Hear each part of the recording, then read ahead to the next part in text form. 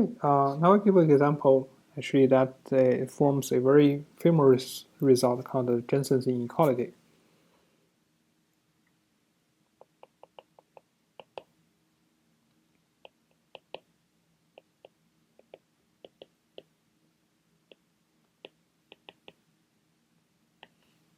Okay, so what this is, suppose we have a function defined over E.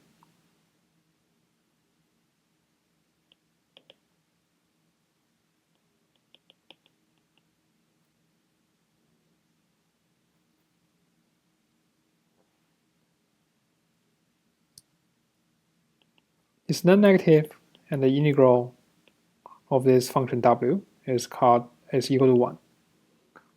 Okay. If we have a convex function,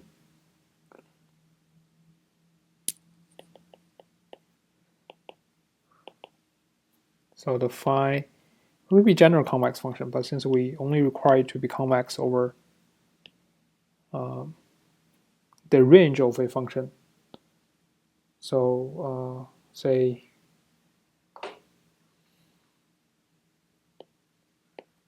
phi as a mapping from the interval a b to the set of real numbers be a convex function,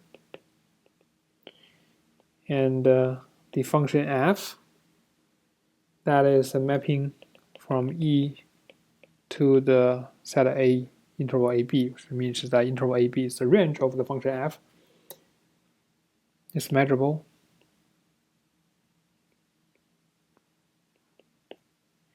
And f is integrable over the set E. Then, so here's a conclusion. You apply the you compute the you computed the integral of f, or the weighted integral of f using the w. You get the value of this integral, which is this, and then apply the convex function.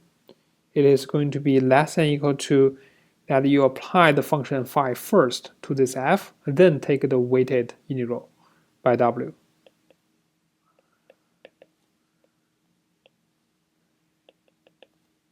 Okay, so let me expand this in details, what that actually means. So first of all, we know the convex function. Convex function phi is called convex if for any 2 points x and y, and any lambda between 0 and 1, this value is less than or equal to the lambda times phi of x plus 1 minus lambda times phi of y. It can be interpreted in this way. Say I have this phi defined as over the interval AB. So that can be general, can be larger than AB, but say if it's over AB. So what it means is if you pick up any 2 points, x and y, and then for any lambda, the lambda between 0 and 1, this is a point in between x and y. And the function value, the phi evaluated at this middle point, is going to be smaller than or equal to the same weighted sum of the phi x and phi y. So the function, it looks like this. So you evaluate the function phi over at x and at y, then this is lambda x plus 1 minus lambda y.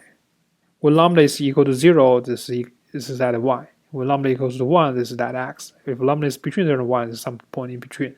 So what it says is, let me draw this more in a more dramatic way.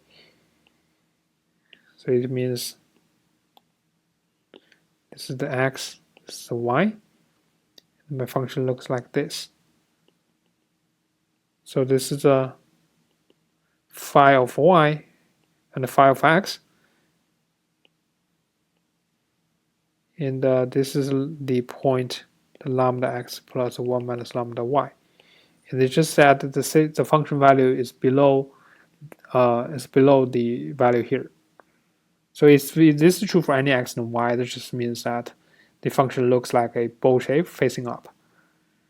Okay, so this is a convex function. It could be not as smooth as this, but as long as this property is satisfied for all the x and y in its domain, and also lambda between 0 and 1. If this is true, then we call it convex. Okay, so phi is something like this. And now let's go back to the proof. Any convex function actually has this property. It's casually derived from the separation, the very famous result for separation theorem. If it says that if it's a convex function, then you look at any point. Again, you look at if this is a convex function, then you look at any point, you can find a line, straight line, such that the entire function is above this line. So, for example, in this case, this line will be the tangent line here. In the entire curve f will be, or the phi will be above this line. Okay, so this is phi x. Now, but what this line is, say it's passing through this point. So let's say this point is y naught and the phi of y naught. So it's passing through this, and let's say the slope of this one, this line is equal to, the slope of this is equal to the tangent of is equal to the slope of the tangent, right? It's just equal to the slope tangent, or it's equal to the derivative of phi. So in this case, you can see that if for any other point, say this is the y naught, but if you look at any other point, say this is the y, then phi y will be bigger than, this is the value, this is the height, is for the phi of y, is bigger than the value here. That means it's bigger than the value of the straight line at this point y. But this straight line has a slope, has this passing through this y naught, phi of y naught, plus the slope times this point y minus y 0. So let's say the slope is z minus x y naught. Okay, this one has a slope z. Okay, in this case, the slope is just the derivative, right? The tangent of this, the slope is just the tangent derivative of phi at y0. Even if this phi function is not smooth like this, you still have that property. Okay, for example, if the function is like this, it's still convex function, and you can still, for every point, you can still find if its point is here or here or here, then definitely is not a problem. But if the point is at this non smooth point, then you can still find a line. Say, for example, you can find this line, or you can just find this line as well. So there's just multiple lines for each point. If it's at a differentiable point, then there is only one line, like this one. The only one is the tangent line. But if it's like these points, then you can find multiple slopes, such that the curve is above this line. Okay, so now go back to the there's enough background. Let's go back to the Jensen's inequality. So what it says is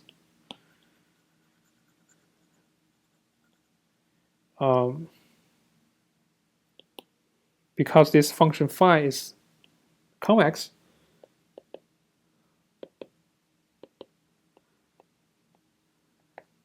then we'll take the y0 equals to the integral of f(w) over e. So what this one is just the fx wx. Remember that wx is non-negative, and the integral of w is equal to 1. So you can think this w as a probability defined over e. Okay, and actually it can be, we'll see how to interpret this later on when w is interpreted as a probability distribution. So we know this is we define this to be y0. And since this phi is convex, we take this y0, and then we know there exists some slope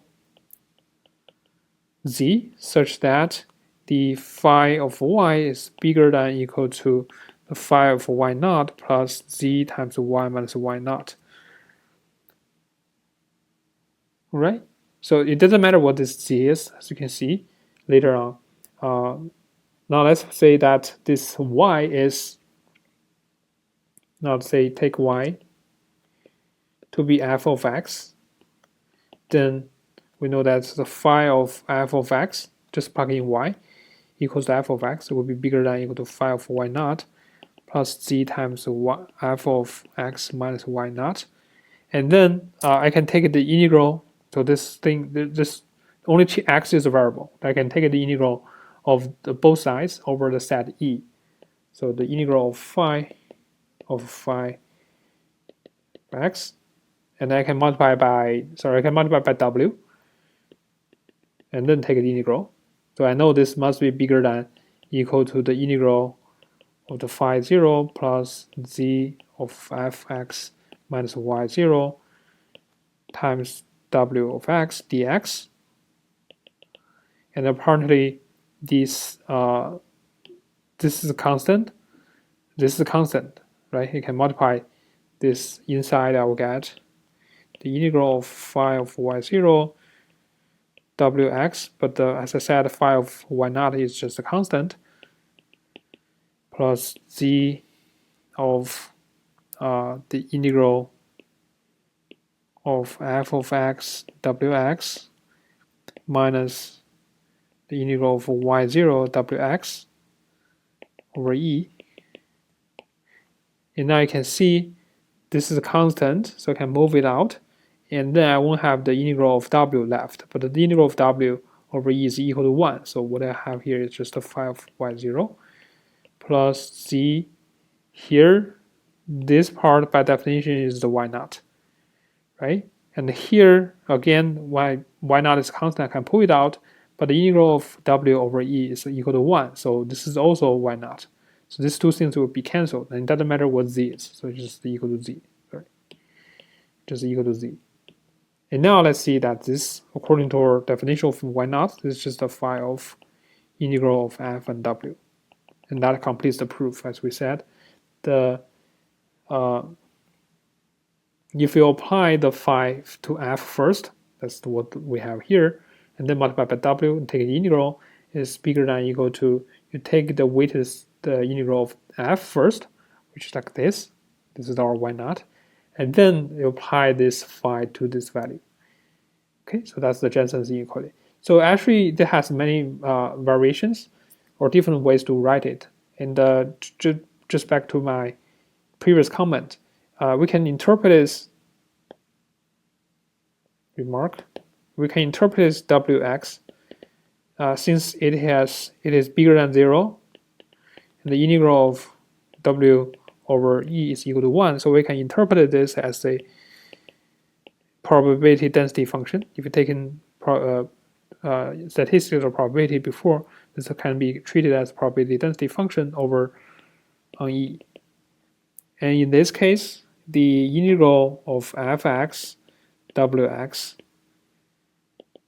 will be just like the if this is a probability, this is like just the expectation of f of x. Okay, so what the previous the Jensen's inequality says is that on the left hand side, this is like the phi of, let me repeat the Jensen's inequality. This is integral phi of the integral of fw is less than or equal to this. And on the left hand side, this one is nothing but just the phi of the expectation of fx. Okay, sometimes we can just rewrite really simply as the expectation of f. And the left hand side is actually the expectation of phi of f. Okay, so you take the expectation of f first, then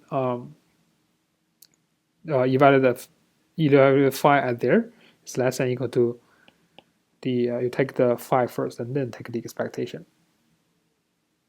Okay, and the simple case is that if f is just a identity function, then what this one actually implies is just the phi of ex is less than or equal to the expectation of phi of x. Okay, it's like this. So if f is identity function, then we have this. So Jensen's inequality is general. If you have a convex function, then the W has this property is non-negative and equal to 1, then we have this one here. But it has many different implications. Okay.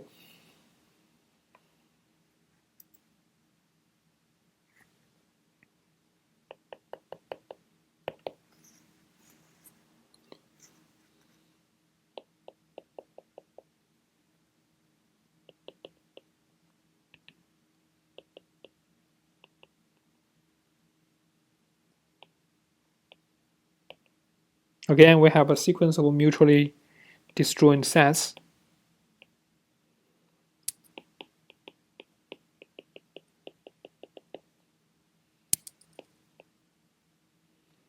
And again, as before, if E can be written as the disjoint union of these sets,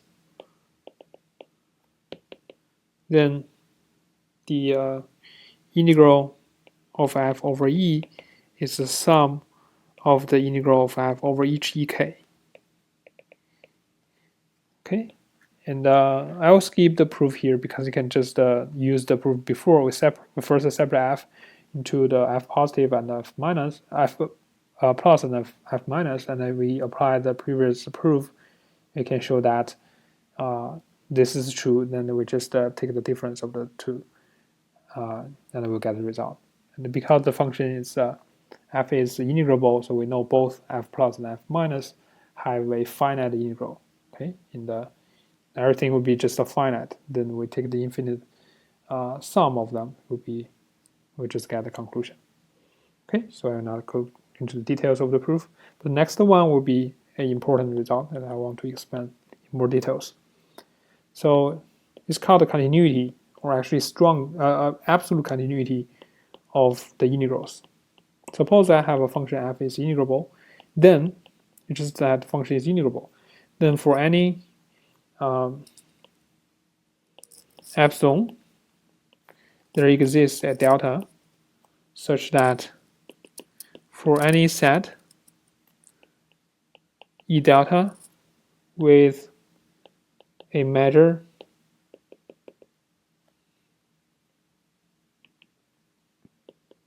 less than delta, we can show that the integral of f over delta actually not just the f integral of f, but also the integral of the absolute value of f over E delta is going to be less than epsilon. So for any epsilon, we can find the delta small enough such that for any set with measure less than delta, the integral of the absolute value of f over the E delta will be less than epsilon. It doesn't matter where this E delta is. It can be clustered together, it could be separated everywhere, but as long as its measure is less than delta, then this one is less than epsilon. Okay, and this side is trivial because taking the absolute value of the integral is less than or equal to the integral of the absolute value. So this side is actually trivial. We just need to show this one. Okay, the proof. Again, we can just consider the case where f is non-negative. We can first example, we can consider f plus and then consider f minus. So we just consider the non-negative case. So assume f is non-negative. Okay, so because it's measurable, it's integrable, so we know that it must be finite almost everywhere. So it doesn't matter if there is a set of points where f is taking value infinity, because that is just a major zero set. Okay, then we know there exists a simple function h such that the h is below f, and also the integral of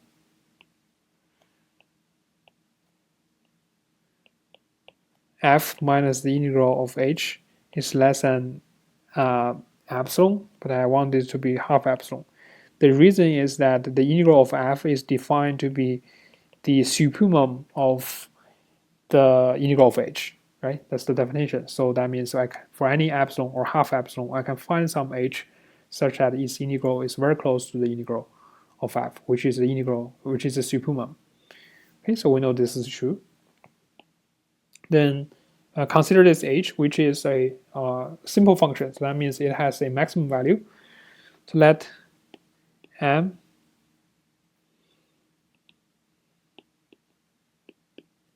be the bound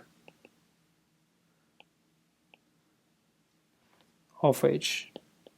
That means m could be the largest function value or largest constant for the piecewise constant function f, h, right? Because h is a simple function. So there's the largest, that can be written as the ci, ci, right? I is from 1 to p.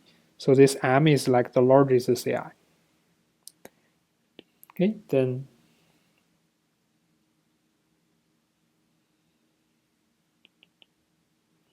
for any, then we can take, so for every delta we can take, for every epsilon we can take this delta to be, since m is determined, so I can take this delta to be epsilon over 2m. We have what? The integral of the absolute value of f over the E delta. This can be, according to the triangle inequality, this should be less than or equal to f minus h over E delta plus the integral of h over E delta. And the first one, we know that the f is bigger than or equal to h. So the absolute value of f minus h is just equal to f minus h. So this one is just equal to itself, the first term itself is equal to this f minus h, right? Because f is bigger than or equal to h. And the second one is less than or equal to, sorry, second term is less than or equal to the m, because the absolute value of h is bounded by m in the times the measure of E delta. Okay, and then we know that this first one is less than half epsilon. That's according to our choice of h. The second one is m times the mu of E delta, but it's less than delta. But our delta is chosen to be epsilon over 2m. So it's epsilon over 2 plus m times epsilon over 2m. That's equal to epsilon. Okay, and finishes the proof.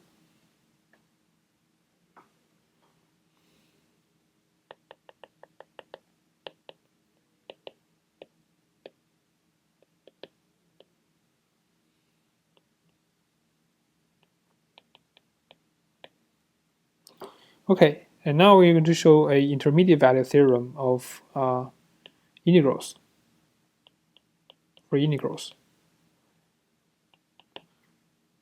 So suppose we have an integrable function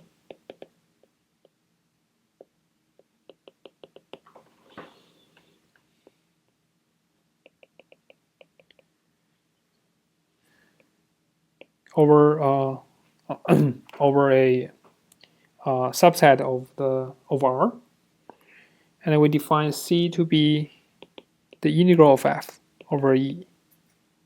Okay, So c could be positive or negative, but let's just say that it's a positive number. Okay, negative it doesn't. It will be the similar case. Then the integral of f over the entire set E is c. Then for any number between this c and 0, we can find just part of this E such that the function is integral. The integral of function over that part is equal to the number between 0 and c we chose earlier. So then for any little c, that is a point between 0 and capital C, there exists a value t such that the integral of f over the set E from the negative infinity to t is equal to c. Okay, so what this means is we know that suppose we have a function, let's say this is a positive function, and this is the E. Okay, and the function looks like this.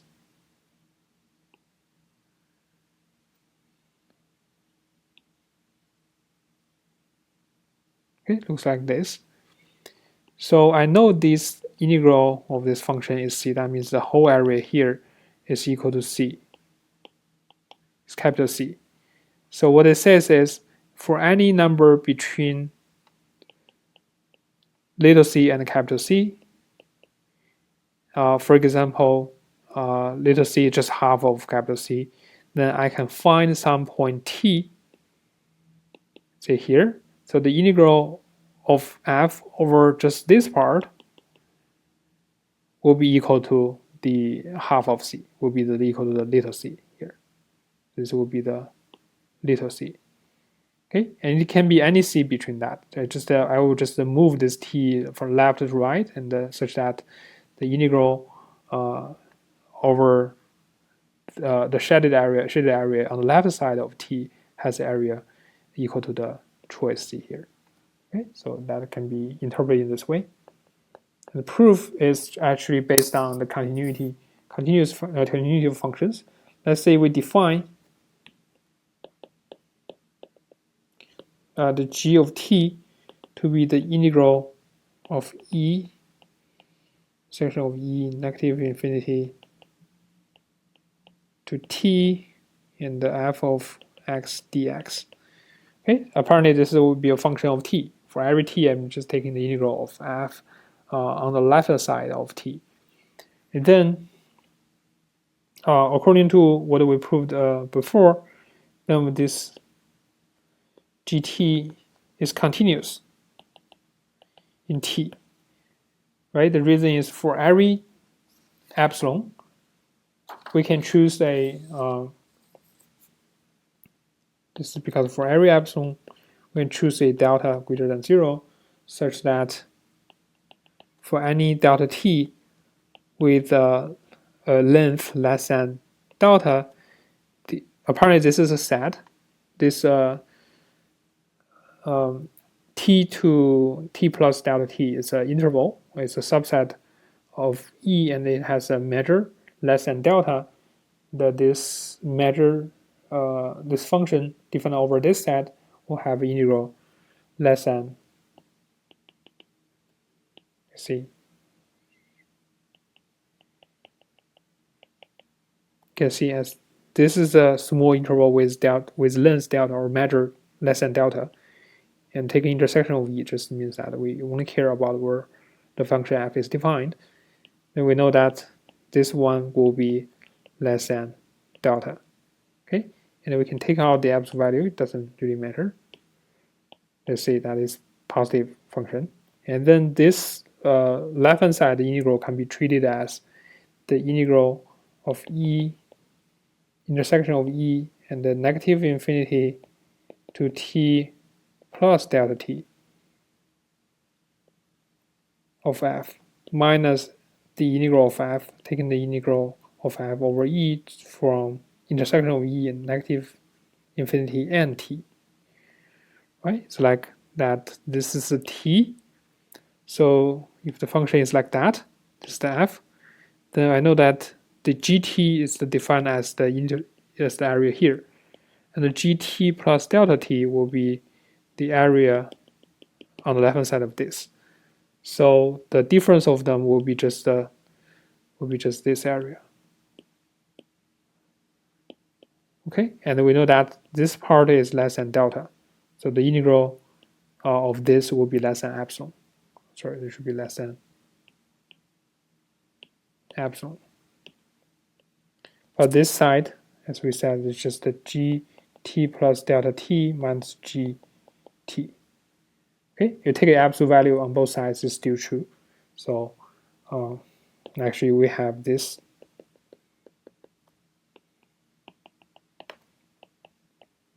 less than delta t. Sorry, it's less than epsilon. Okay, so that means for any epsilon, we can find the delta such that as long as delta t is less than delta delta you chose, then this integral, this difference will be less than epsilon. So this means that g is continuous. And now if g is continuous, now look at g, say g negative infinity, then we know that according to the definition, if t is said to be negative infinity, then we're taking intersection of e and empty set. So that means this is just equal to 0. If this t is negative infinity, this will be just equal to 0 for t negative infinity. And if t is positive infinity, then this will be t will be positive infinity, and taking the intersection of e and that will be just e itself, and this will be capital C. So g is continuous, g negative infinity is equal to 0, and g positive infinity is equal to capital C. And this first thing we proved is g is continuous. So that means there exists some t such that the g of t is equal to the little c. Okay, so that's actually this is kind of the intermediate value theorem for integrals. Okay, below is a kind of trivial fact. When we have a measurable function over Rn, and then for any y0, we shift this f by y0, the integral doesn't change.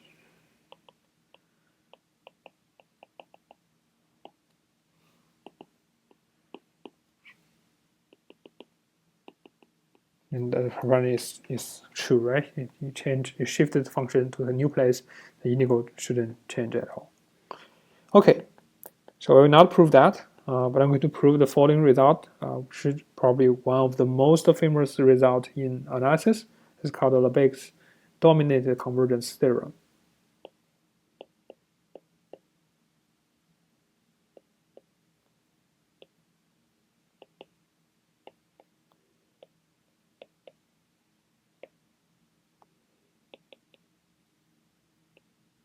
Okay, sometimes it's just called DCT, dominated convergence theorem.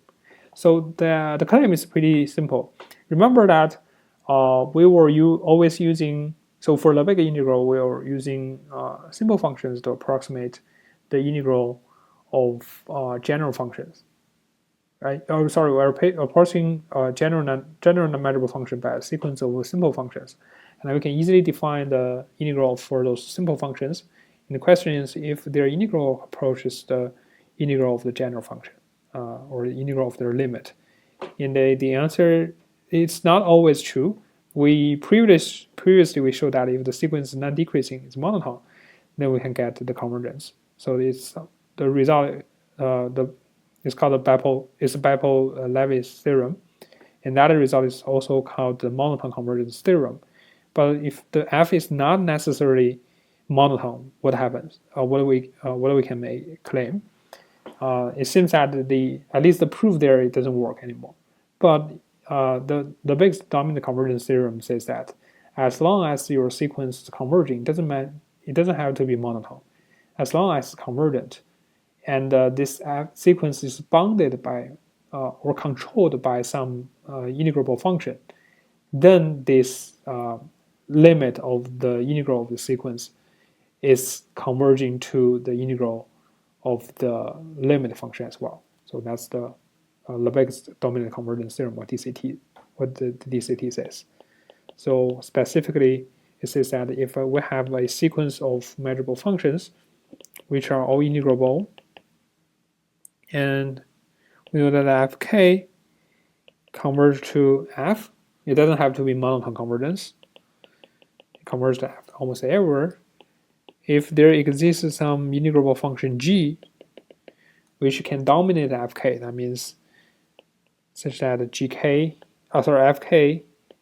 is bounded by g, only uniformly bounded by this g function, then we can show that the limit of the integral of fk is equal to the integral of the limit, which is just f, right? Because fk converts to f almost everywhere. So that's the DCT. Okay, so let's look at the proof. So to prove this, let's define the hk to be the difference between fk and f, or absolute difference between them. So that means for each point x, the hk is defined to be the absolute value of fk of x minus f of x. Then because the fk converges to f almost everywhere, we know that the hk converges to 0 almost everywhere on E. Right? And also by the triangle inequality, because I know that fk is bounded by g, absolute value of fk is bounded by g, and fk converges to f, so that means f is also bounded by g, or absolute value of f is bounded by g. So that means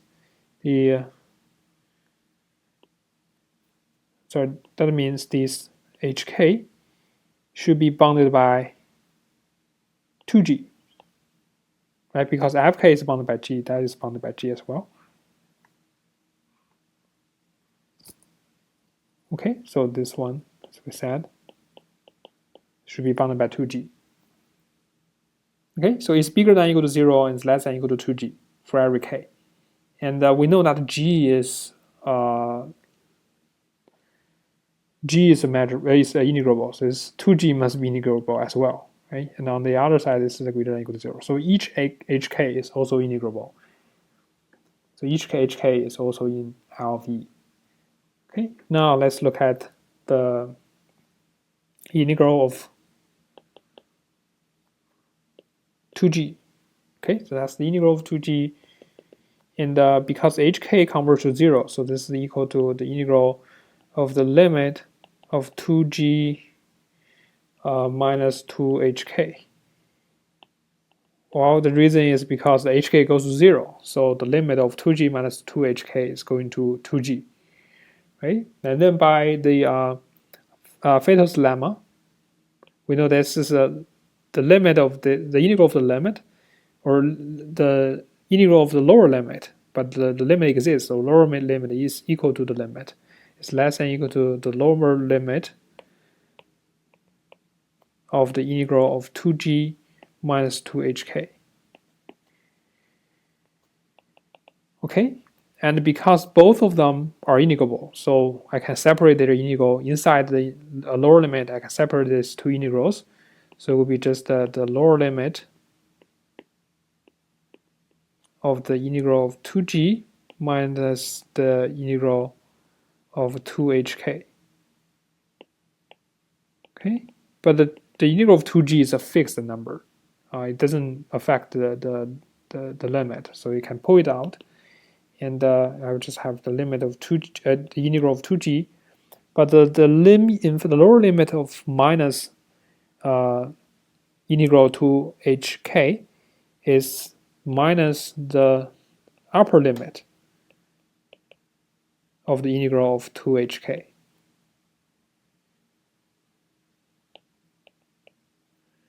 Right?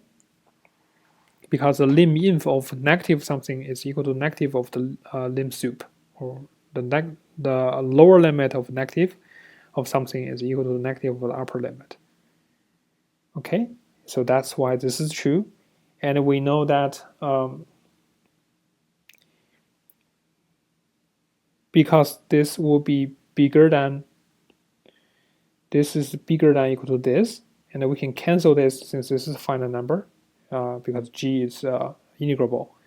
So that implies that the upper limit of 2hk is less than or equal to 0. But on the other hand, we know that the hk is non-negative, so it's always greater than or equal to 0. So this side is always greater than or equal to 0 as well. And then this means that the integral of 2hk is actually has a limit, and the limit is equal to 0. So the limit of the integral of 2hk, but I can remove the 2, it doesn't matter, it's just equal to 0. Okay, and this equal to 0 means what? It means the limit of the integral, recall the definition of hk, that's fk minus f. And we know that this is equal to 0. So actually, this is even stronger than the claim we made. What this says is, because we know that this integral of fk minus the integral of f is bounded above by this fk minus f. Okay, and what we showed in the previous line is that this is converging to 0. So that's why the leftmost one converges to 0 as well, and this leftmost one is converging to 0 implies this. Right? But actually we have this even stronger one. Okay, this is the DCT, or the biggest dominant convergence theorem.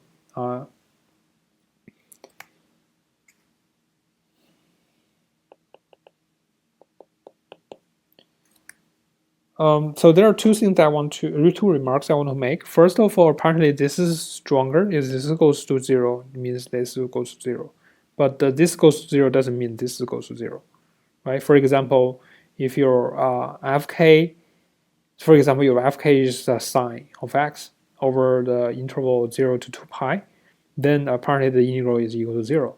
So the integral of this equals 0 doesn't mean that the function, they take the difference of this, is still a positive number, and the integral is not 0. So this implies this goes to 0 implies this goes to 0, but not vice versa. And also, this implies this goes to 0 doesn't mean that function fk goes to converge to f pointwise, because this integral is equal to 0. So the two functions may not agree, or the set where they do not agree can move around. Okay, and a simple example is, say I have, let me just use the interval 0 to 1 as an example. Say, remember previously when we have functions like this, the first function is constantly 1, and then second function is this, and 0 here. So it's like this. And the third function is 0 here, and then becomes 1. And next one could be 1/4. And then the second quarter becomes 1, and the other is 0. So you can see that you can just move the bar. So the first one is this, second one is here, the third one is here, the fourth one is, then the next one is this, and then this, and then this, and then this. So every time the bar is getting shorter and shorter, and elsewhere it is just taking value 0. So you can see that the integral of this kind of things is going to 0, right? Because the length, the area where it's taking value 1 is getting smaller and smaller. So although they're moving around, but their area is always getting smaller and smaller. So that's why this goes to 0. But if you look at any single point, there's always a 1 sometime, right? After you see 1 for one time, and after a certain while, it becomes 1 again. So you know, always some value of 1 popping up at every point. So the fk does not converge to 0 pointwisely or almost everywhere, but their integral converges to 0. Okay, so that's the example I want to mention here. So I'll skip the example here. Let's move on to the next theorem.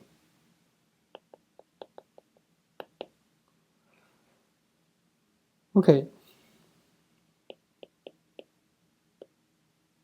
So the theorem says that if I have the fk, the integral of fk minus f converges to 0, although I cannot say that fk converges to f almost everywhere, but I can say that the fk converges to f in measure.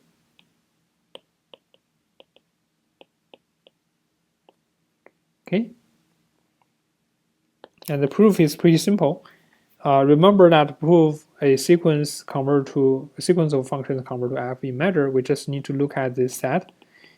For any epsilon greater than 0, and look at the ek epsilon, which is defined to be the set of points where fk minus f is bigger than or equal to epsilon. Right? This is a set of points where the function fk differs from f at x by at least epsilon. Okay, I just need to show that. And now let's say that I can look at the integral of e fk minus f, and apparently looking at this set, looking at the integral of this set over this set E is bigger than or equal to the integral of the smaller set of ek.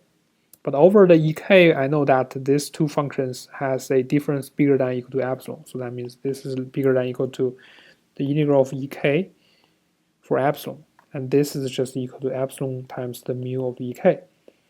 So for every epsilon, I can show that this side is bigger than that. But on the other hand, this is less than or equal to the integral of this difference over the entire set E. But this is going to 0. It's converging to 0. So that's why for every fixed epsilon, I know that the mu of ek epsilon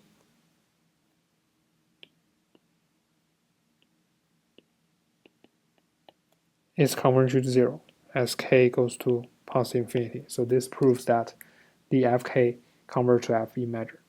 So that means this, if this integral of the absolute value of their difference converges to 0, then the function converges to f in measure. And by Ries's theorem, we showed before, this converges to f in measure means that there exists a subsequence of fk converging to f almost everywhere. Right? So that's it. Just okay, immediately apply the Ries theorem to get something more than something else from this. But this one itself implies that fk converges to f in measure. Okay.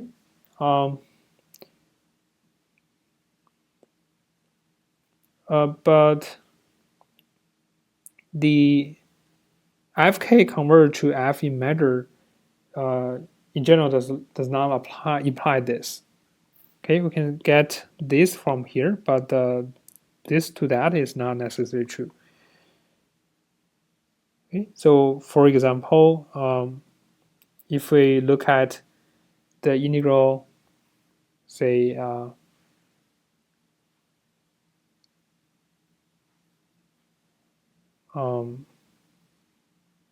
let's say the fk x is again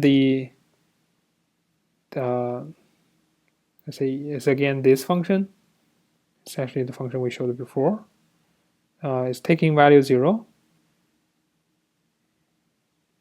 If I should take a value, if take a value 0 if x equals to 0, take a value k if x is between 0 and 1 over k. Less than or equal to, doesn't matter. And then take as value 0 again when x is bigger than 1 over k. So basically what that means is over this 0 to 1, it is 1 first. It's taking value 1 first. Then the first function is f1 is like this, f2 is just like this, f3 is this, but making sure that the area here is always equal to 1. And even the next one is taking value 3 over the interval 0 to 1 over 3. The value area here is also 1. Okay, so we do have the function fk converted to fe matter because the f is a zero constant function. Constant is 0. And you look at where this two function differs is already always 1 over this interval with the interval 0 to 1 over k. So length is 1 over k. So it's getting smaller and smaller. The set of points where these two functions do not agree is getting smaller and smaller. But you look at the integral, the f itself has an integral 0. It's just constant 0. But the fk has a integral always equal to 1. So that means this is true, but it doesn't imply this is true. Okay, so that is a counterexample.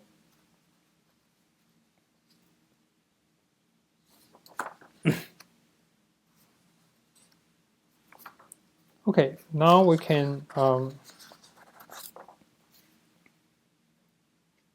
consider the next theorem.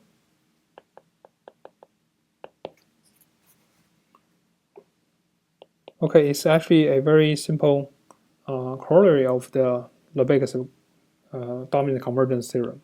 It's called the bounded convergence theorem. Okay, so it says that if I have a sequence of functions that has that are bounded, always bounded, uniformly bounded by M, and fk converges to f almost everywhere, and the set E has a finite matter, then the integral,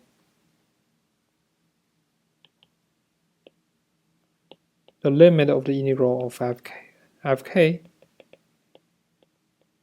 is equal to the integral of their limit.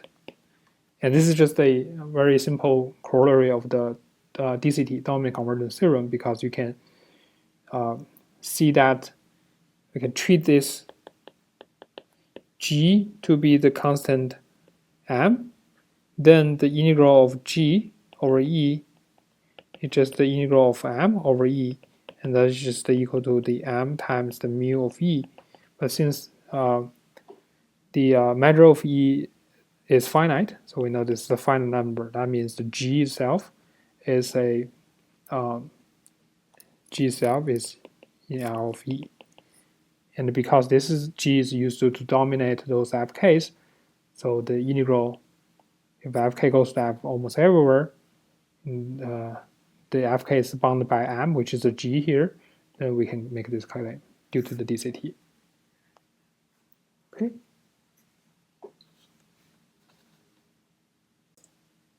Okay, now let's consider a stronger version of the DCT.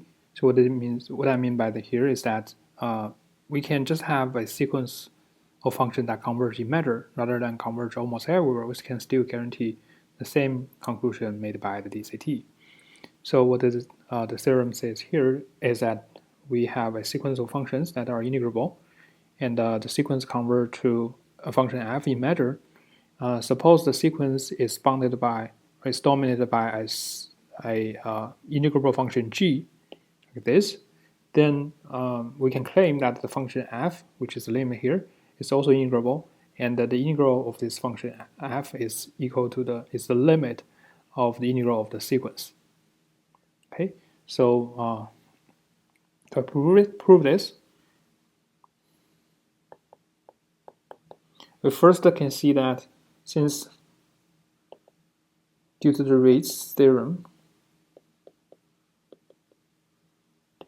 we know there exists a subsequence fkj that they converge to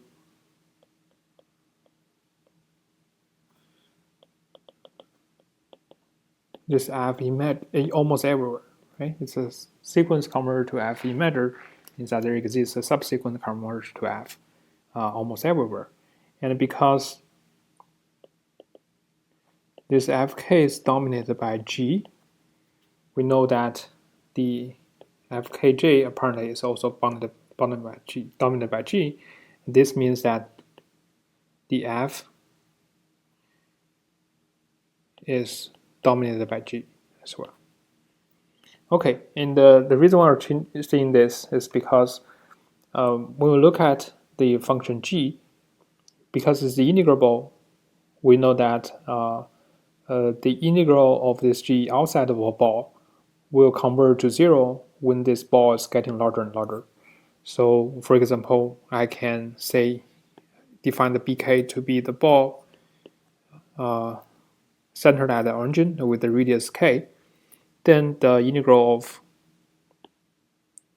the function g, which is non-negative, over the entire Rn will be equal to the limit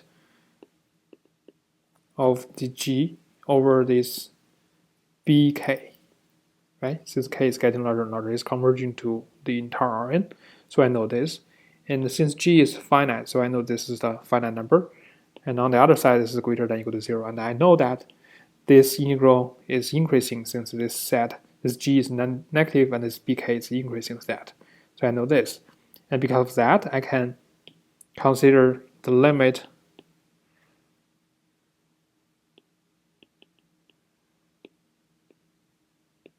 of this g over the entire set Rn minus the integral of g over the set bk. And then I know this one has a limit, and the limit is equal to 0 because the first term doesn't depend on k. The second term, we know that limit of the second term is equal to the first term, and all of them are finite, so I can take the difference of them without any issue. So this will be equal to 0. But on the other hand, the limit, inside the limit, the difference of these two integral is just the integral of g outside of the ball, Rn minus the bk. Okay, so as k gets larger and larger, this integral is getting closer to 0.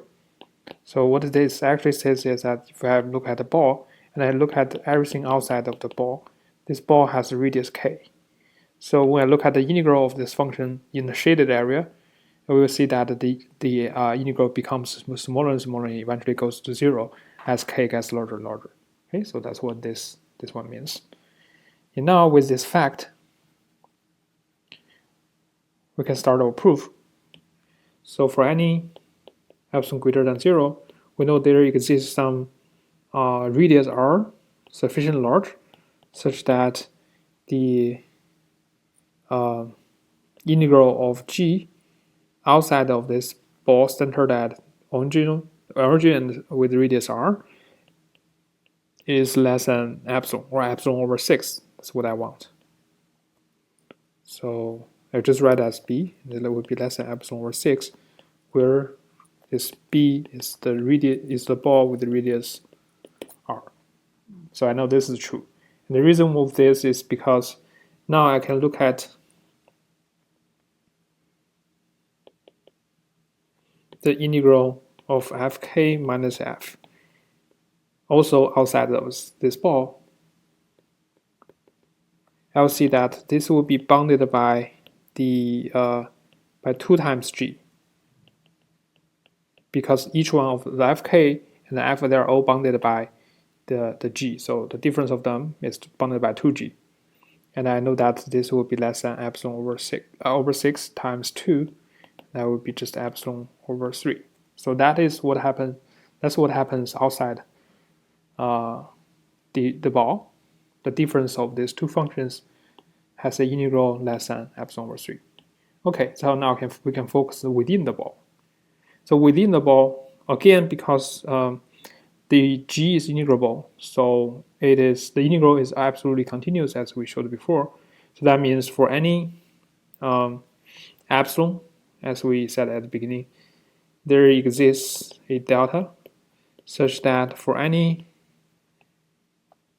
set E delta, where the radius, the size of E delta is less than delta, there is the integral of, again, integral of G over E delta is less than epsilon over 6. Okay, so I'm going to decide which E delta I'm going to choose. And as long as I can make sure the measure of this set is less than delta, then I can guarantee this. Right? So let's keep that in mind, and we're going to find out which one we're going to use later. Okay, so besides this fact, we also know that the function fk converts to fe measure, and that means we can choose, we can consider the set like this. So define ck to be the intersection of the set of points where in the ball, such that fk minus f is greater than or equal to epsilon over 3m.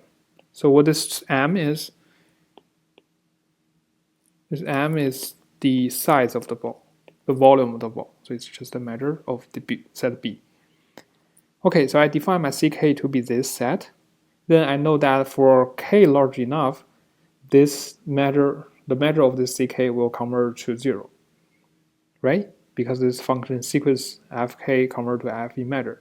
So we know the most common commonly seen set that we have seen before is define the ek epsilon to be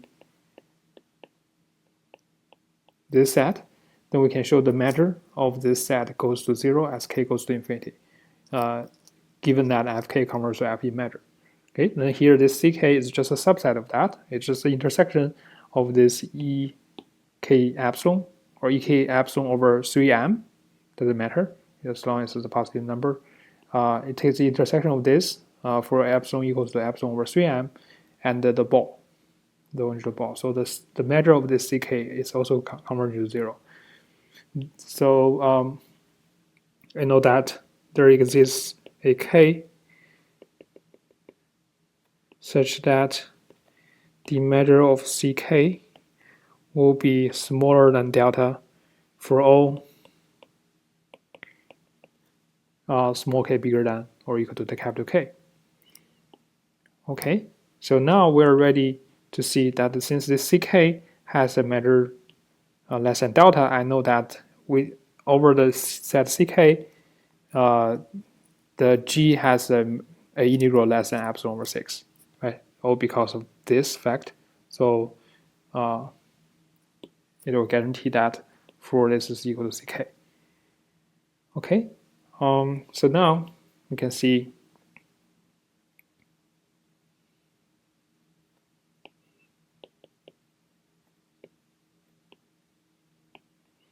we can decompose the integral of the difference, absolute value of the difference between fk and f over the entire R into 3 disjoint sets. One set is everything outside the ball,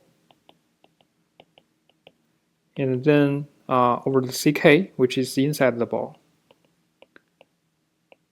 and then everything outside of the ck but still within the ball. Okay, so now let's see what happens over the 3 set. The first one, we know that this is less than epsilon over 3. That's what we showed here. Right, outside of the ball, the radius is less than epsilon over 3. And then over the ck, I know that this one is again less than or equal to 2g. Right, that's the fact that we always know, that since fk and f, they are both dominated by 2g. Both dominated by g almost everywhere, so that's why this is true. And then over the ck, because the measure of ck here, the measure of ck is less than delta, and I'm taking integral of 2g over this set, I know that integral of g over this set is less than epsilon over 6. So 2g, we'll just get epsilon over 3 as well, just 2 times epsilon over 6. And then for the last set, I know that over the set B minus ck, the ck is defined as the set of points where the difference is bigger than epsilon over 3m, but outside of C, but still within B, I know the difference of them will be less than 3 over epsilon over 3m.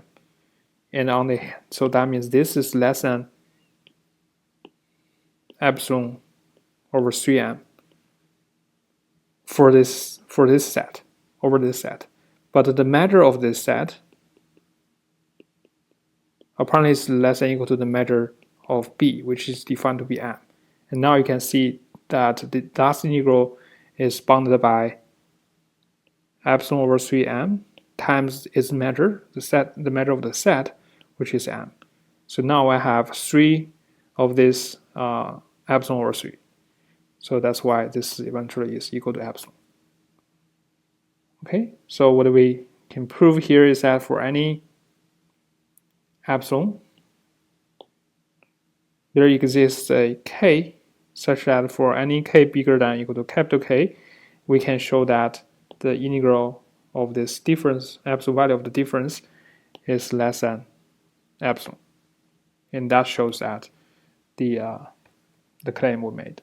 Okay, so this is actually even stronger than that because the difference, absolute value of the difference is less than or equal to the integral of their difference, and this is what we showed that is bounded by epsilon. Okay, so that's the stronger version of the DCT. Okay, for sequence of functions converge in measure. Okay, now I want to make a remark here that recall we showed that the fk converge to f almost everywhere does not imply the integral of fk converge to the integral of f. Okay, now we have even a weaker one. We just have fk converge to f in measure, but now we got this integral of f. Right? Is this a contradiction? The answer is not. Is no, because we actually need another condition that this fk is dominated by some integrable function. So just having this is not sufficient to show that. Even this is not sufficient to show that, right? So why this still works is because they are dominated by some function. The fk is dominated by some function g, and g is integrable. It's over Rn or over a set E. Right? Because of that, because of this fact, we can get this conclusion here. We can get this, and also we can get this. This is standard DCT, and this is the DCT which is the proved above.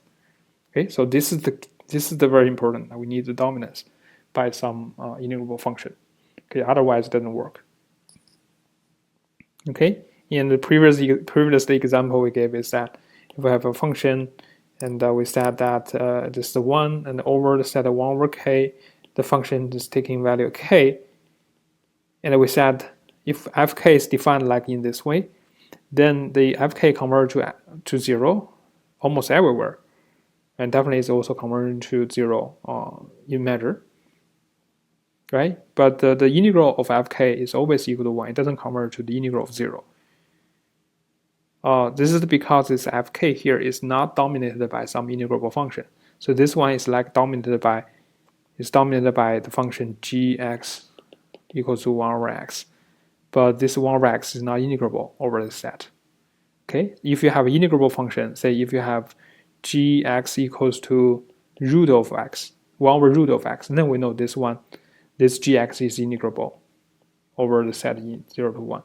But in this case, for fk, it cannot take a value k anymore because it's dominated by, say, 1 over root of k. So it's probably dominated by, the value here is not k, but it's root of k.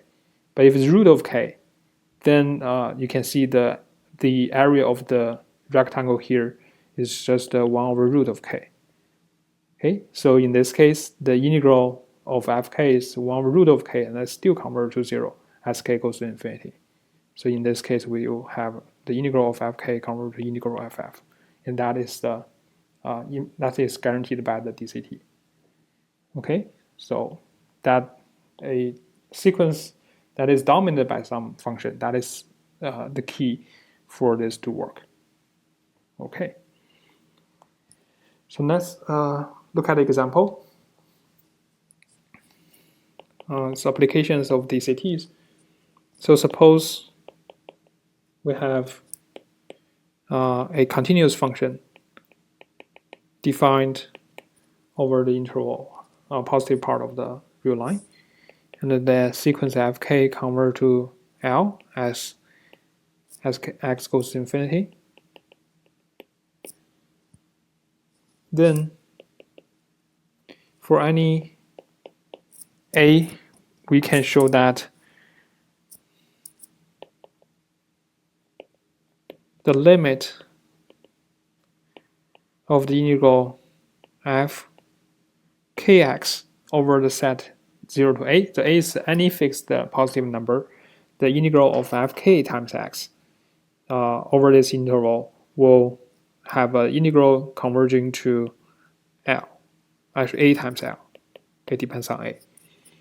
Okay, this L is the limit of f. So what this means is, you look at the function x. So it could be it could be anything, but eventually it's converging to L. It's converging to this L here. And then we look at any interval 0 to a, then we squeeze this function. Because by multiplying the x by k, we actually squeeze this function to make it, we compress this function horizontally, and then we can show the integral of this function over the interval 0 to 1, 0 to a will be equal to the a times L. So that can be, you can imagine this, when we compress this function horizontally, probably get something like this. Okay, when you push this harder and harder, then most of this will be just L. Most of this will be just L. And you take the integral of this function over the interval 0 to a, we'll get the a times L. But the problem is, how do we prove this rigorously? Okay, and this is how we can use the power. We can use the DCT and show that this is a very powerful theorem that can help us to prove this very easy. So apparently, if f is continuous, then and the fx goes to L, as x goes to infinity, then we know that eventually you go to L. So I know that up to some point, so this is L, and then I set epsilon to be, say, just 1, right? L plus 1, L minus 1. So I know that for this L, for this epsilon equals to 1, I know there exists some number x, such that after this x, the function will be between this L minus 1 and L plus 1. Right? That's because the L is the limit of f as x goes to infinity. So I know that's the case. So over this, that means when x is bigger than is on this side, the function must be bounded by L plus 1. Okay, we can say this is the absolute value of L, because if we have 1, we can say this is bounded by absolute value of L plus 1. So that's okay. And between 0 and x, we know the function is continuous over a closed interval, so it must have a maximum.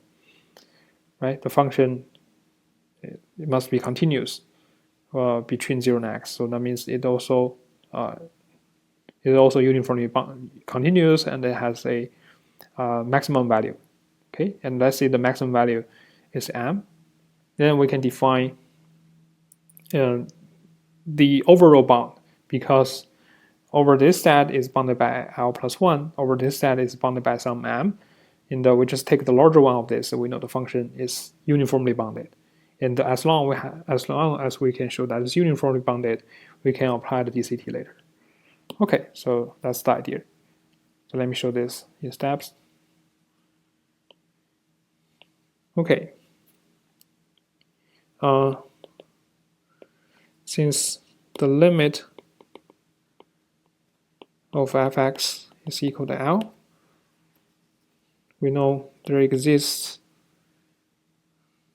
x such that the absolute value of f is less than or equal to absolute value of L plus 1 for all the x bigger than or equal to capital X. And on the other hand, since we have defined this, or we have decided what this capital X is, we know that since f is continuous on 0 to x, there exists some m such that the fx is bounded by this m. Now let capital M be the maximum value of the little m and the absolute value of L plus 1. Then I know this function fx is bounded by m for all the x in R. Okay, so now for the given number capital A, I can define the fkx to be the f of k times x. And apparently, this fkx is bounded by the capital M. And because of this, I can see that the integral of fk over the interval 0 to a is equal to the limit of this is equal to the limit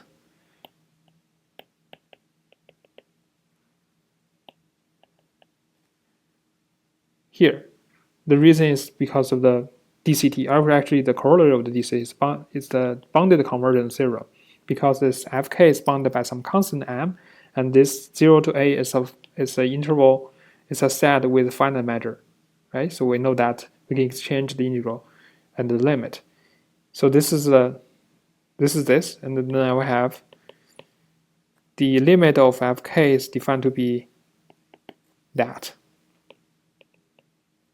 right? And then we know for every positive value x, this limit is equal to L. This is just equal to L. Okay, so the limit of this function is going to be the constant function L, except x equals 0, but x equals 0 is just a point with measure 0. And for any x, positive x, we know that f of kx is converging to L. Okay, as kx is going to infinity when k goes to infinity. That's why this one is equal to AL.